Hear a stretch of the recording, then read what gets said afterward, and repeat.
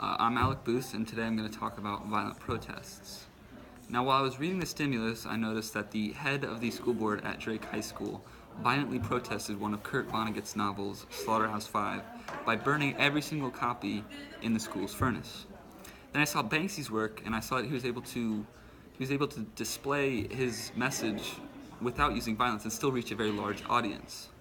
Now, this theme of violence versus nonviolence spurred the idea of how effective each one was at advocating change. This year in the news, in social media, I've seen lots of protests ranging from Black Lives Matter to anti-Trump and to LGBT protests.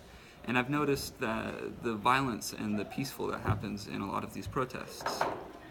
Now, this raises the question, to what extent are violent protests an acceptable method of advocating change? And through my research, I found that although violent protests are legally unacceptable, superseding any moral reasons for violence, ultimately the public opinion and the media decide whether change is enacted. Now, the first thing that must be addressed is what defines a violent protest. And the limits of violent protests are that people cannot be harmed, property cannot be destroyed, and there must be an unconditional surrender to arrest. Now, the most prominent argument for violent protests is that is because they are a direct representation of the injustices in society. From a protester's perspective, Martin Luther King Jr., who was the leader of the African American civil rights movement, he presents this in a claim where he says that these intolerable conditions are what cause individuals to feel they have no other alternative than to engage in violent rebellions to get attention. This statement asserts that these are direct results of the conditions people face, implying that they can morally express these conditions by violent rebellion. But on the other hand, violent protests are not tolerated under the law, and the legal system supersedes any moral reasons for protest.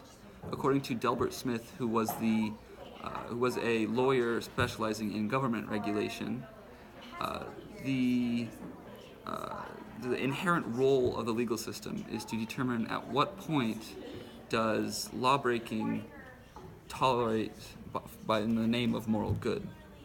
Now, this is a direct objection to King's argument by saying that the law displaces the morality of it all.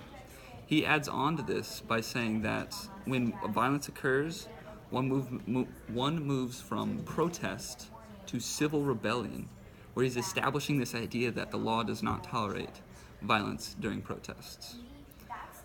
Ultimately, though, how the public opinion and the media evaluate the violence determines the responsiveness of political authorities.